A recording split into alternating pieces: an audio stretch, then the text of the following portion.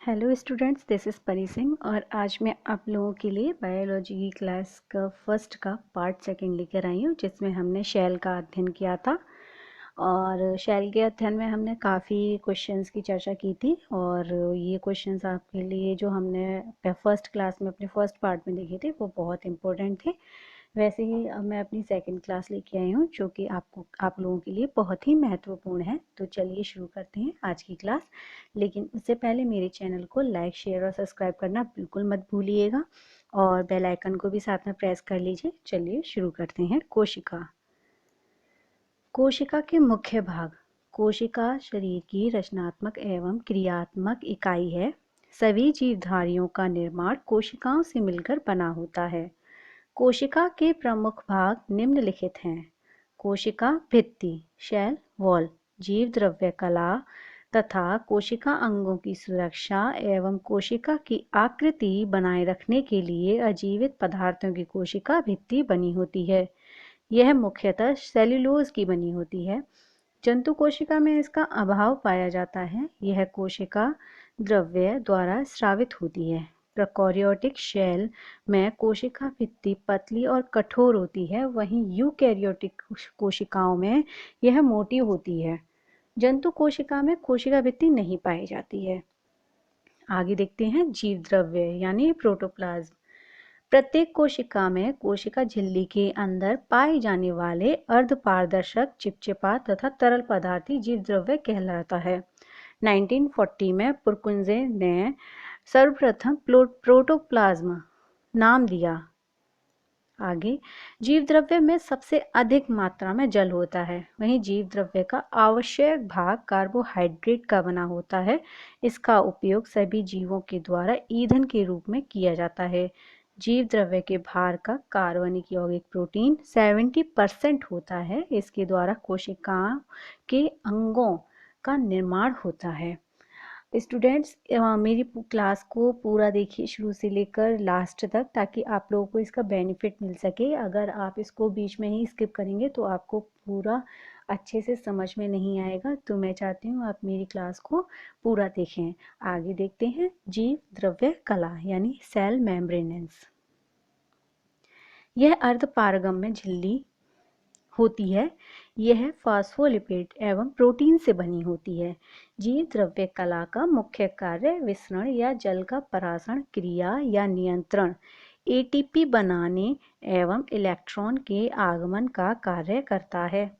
आगे देखते हैं लवक, प्लास्टिड। लवक 3 प्रकार के होते हैं: अवर्णी लवक ल्यूकोप्लास्ट, वर्णी लवक और हरित लवक। अवर्णी लवक की बात करते हैं। ये रंगहीन तथा अनियमित आकार के होते हैं।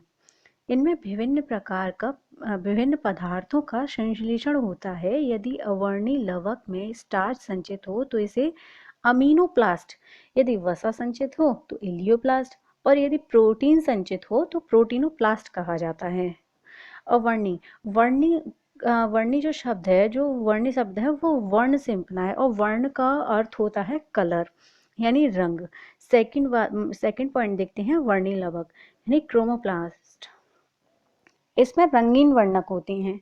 लाल नारंगी रंग का वर्णक कैरोटीन, पीला जाइनोथोफिल, टमाटर लाइकोपीन, चुकंदर बिटरनीन और हल्दी कुकरमीन और एंजोसाइमिन सेब, यानी जो सेब का लाल रंग है वो एंजोसाइमिन के और हल्दी का पीला रंग कुकरमीन के कारण से होता है। वहीं टमाटर लाइकोपीन की वजह से रेड होता है। आगे देखते हैं हरित लवक क्लोरोप्लास्ट।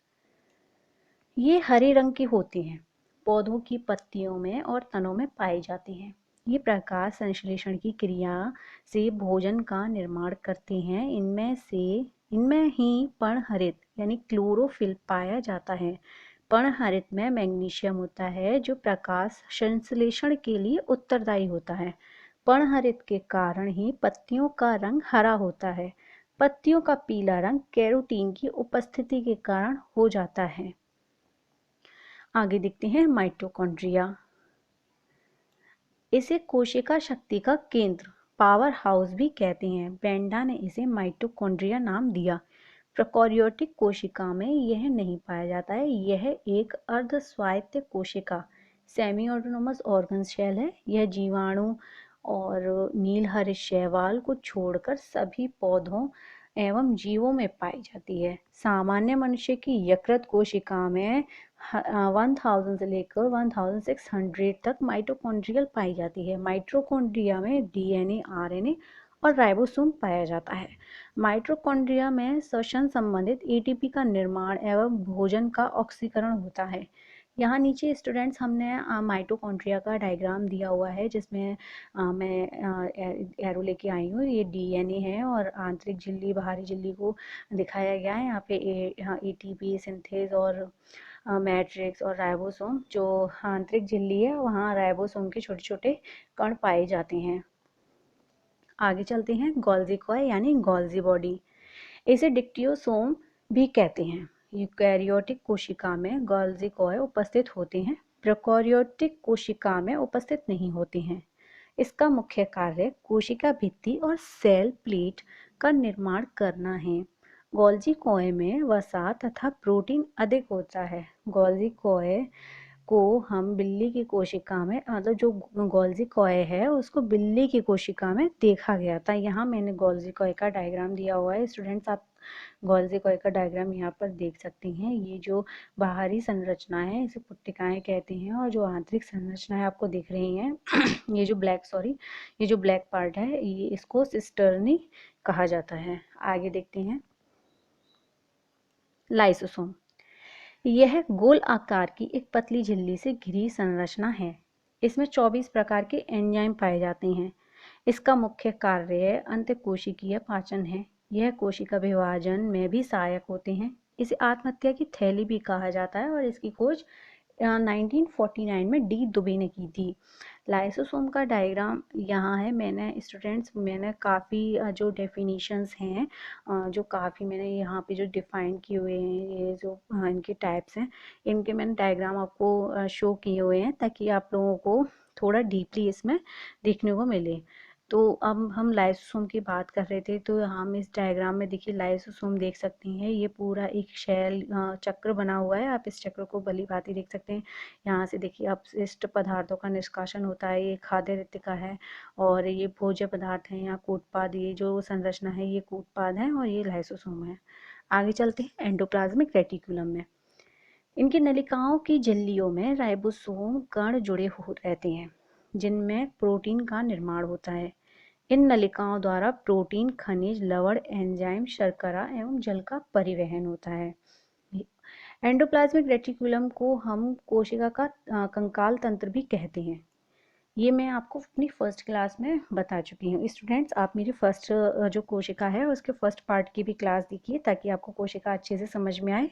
और जो फर्स्ट क्लास है उसमें मैंने बहुत सारे वन लाइनर फैक्ट्स को इंक्लूड किया हुआ है। आगे देखते हैं। न्यूक्लियस केंद्रक कोशिका का मुख्य भाग है।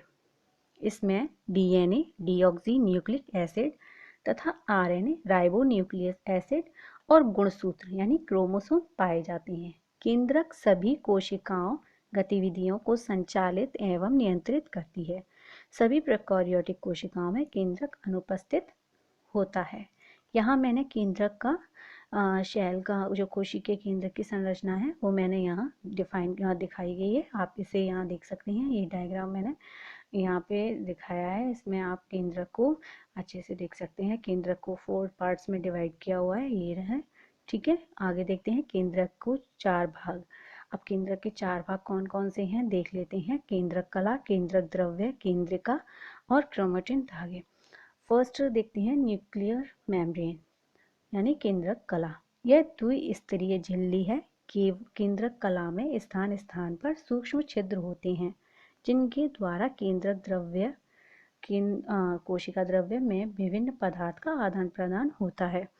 केंद्रक कला कोशिका विभाजन के दौरान समाप्त हो जाती है। जिसमें मैंने बोला सूक्ष्म छिद्र, तो आपको स्टूडेंट्स इस डायग्राम में दिख रहा होगा ये जो सूक्ष्म छिद्र हैं ये केंद्रक कला हैं। ये आगे देखते हैं केंद्रक द्रव्य। यहाँ से ये सूक्ष्म छिद्र हैं, इनसे जो तरल पदार्थ हैं वो उनका आवागमन होता है। अब आगे देखते हैं केंद्रक द्रव्य। न्यूक्लियोप्लाज्म, यह तरल एवं पारदर्शी द्रव्य एंजाइम गतिविधियों का केंद्र है। स्टूडेंट्स, मेरे चैनल को प्लीज़ लाइक शेयर सब्सक्राइब करना मत भूलना। और जिस तरीके से मैं आपको ये क्लास दे रही हूँ, आई होप आपके लिए ये बहुत ही यूज़फुल होंगी। आप क्लास को शुरुआत से लेकर अंत तक देखिए, तभी आप इसका लाभ उठा पाएंगे। आगे देखते हैं केंद्र का। इसकी खोज 1891 में फॉन्टेना द्वारा की गई।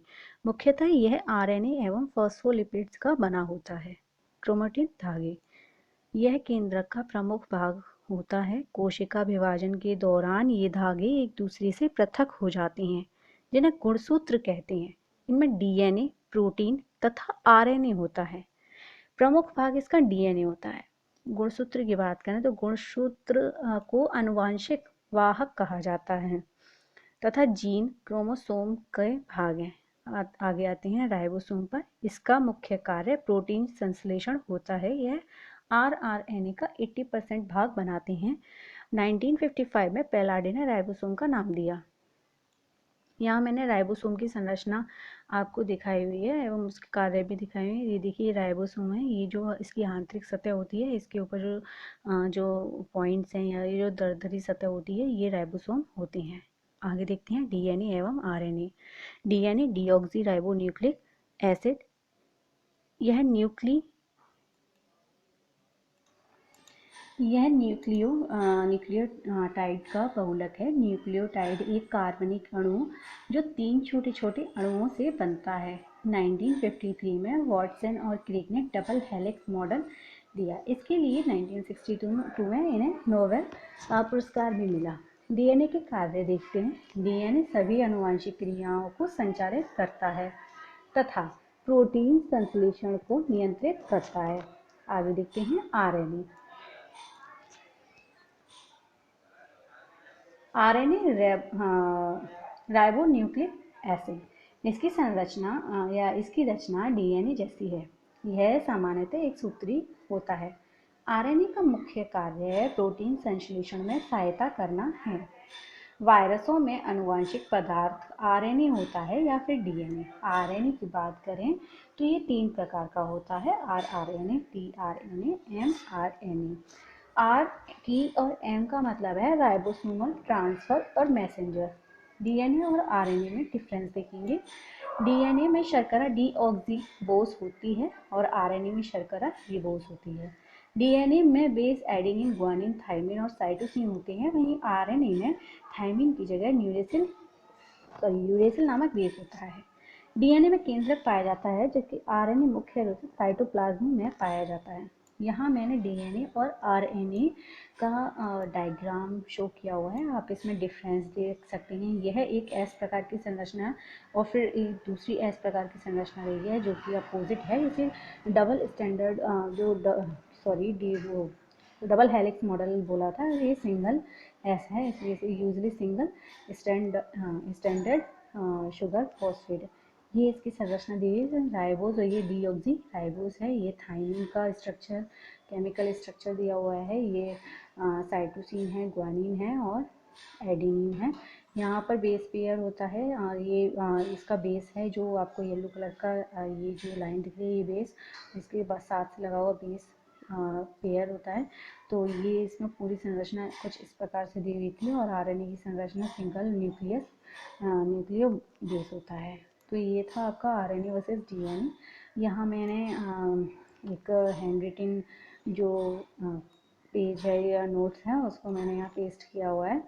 तो यहाँ मैंने क्रोमेटिन के बारे में बताया था, जिसको क्रोमोसोम में डिफाइन किया था। क्रोमोसोम को यहाँ वॉल्टियर ने नामकरण किया था क्रोमोसोम का। और क्रोमोसोम की बात करें तो ये 23 जोड़ी होती हैं, जिसमें से ऑटोसोम और सेक्स क्रोमोसोम होते हैं। ऑटोसोम की बात करें तो ये 22 जोड़ी होती हैं और सेक्स क्रोमोसोम की बात करें तो ये 1 जोड़ी होता है। मेल्स में XY और फीमेल में XX। एक्स वाई और एक्स एक्स को मिला के तो हम बेबी बॉय को एक जायगोट होता है और बनता है, और ये एक्स वाई को लेके बेबी गर्ल। तो ये थी। और आरएनए टीएनए के बारे आरआरएनए टीआरएनए के बारे में हम पढ़ चुके हैं। ये अगर हम इन क्रोमोसोम्स की बात करें, ये सेक्स क्रोमोसोम्स की बात करें, अगर ये क्रोमोसोम्स ज़्यादा हुए तो गौरिल्ला की भांति हम लोग दिखने लगेंगे और गौरिल्ला के जैसे शिशु होते हैं उस तरह के शिशु होने लगेंगे। तो अगर हम RNA, tRNA और mRNA की बात करें तो इन तीनों को मिला के प्रोटीन का निर्माण होता है। और आगे देखते हैं कोशिका का विभाजन, सेल डिवीज़न। इसमें पहले DNA का द्विगुणक और फिर केंद्रक तथा कोशिका द्रव्य का विभाजन होता है। ये विभाजन 3 प्रकार का होता है, असूत्री, सूत्री और अर्धसूत्री। असूत्री की बात करें, यह अविकसित कोशिकाओं जैसे जीवाणु, नीलहरित शैवाल, यीस्ट, अमीबा तथा प्रोटोजोआ में होता है। सूत्री की बात करें, इस प्रकार के विभाजन में मृत कोशिका विभाजन होकर 2 समान नई सतित कोशिकाएं बनाती है। अर्धसूत्री की बात करें, यह विभाजन केवल लिंगी जनन करने वाले जीवों में होता है। आगे देखते हैं, मैंने यहाँ पादप कोशिका और जंतु कोशिका का जो डायग्राम है वो मैंने यहाँ पर शो किया हुआ है। आप देख सकते हैं जंतु कोशिका और पादप कोशिका की जो डायग्राम है उसमें कितना डिफरेंस है। यहाँ राजधानी को हम रिक्तिका भी कहते हैं। यहाँ केंद्र द्रव्य, क्रोमेटिन और केंद्रिका है। यहाँ केंद्रिका कोशिका द्रव्य और क्रोमेटिन है और केंद्रक आवरण, और ये यहाँ लाइसोसोम, चिकनी अंतर्द्रव्य जालिका। यहाँ जो बात करते हैं तारकाई की तो ये रहा, और गोल्जी का केंद्रक द्रव्य। आपको यहाँ राजधानी और रिक्तिका इधर ये आपको शो हो रही होंगी। माइटोकॉन्ड्रिया, केंद्रक कला। तो इनके जो स्ट्रक्चर है, जो पादप कोशिका का स्ट्रक्चर है वो डिफरेंट होता है जंतु कोशिका के स्ट्रक्चर से। तो स्टूडेंट्स, आज की क्लास हम यहीं पे समाप्त करते हैं। आज की क्लास में हमने शेल को कंप्लीट किया। आई होप आपको मेरी ये क्लास अच्छी लगी होगी, आप लोगों को पसंद आई होगी। इसलिए मैं चाहती हूँ आप मेरे चैनल को लाइक, शेयर, सब्सक्राइब ज़रूर करें और मुझे कमेंट भी दें कि आपको मेरी क्लास कैसी लगती है। Thank you so much students, thanks for watching my lecture. Thanks for watching और thank you students, thank you so much. Bye.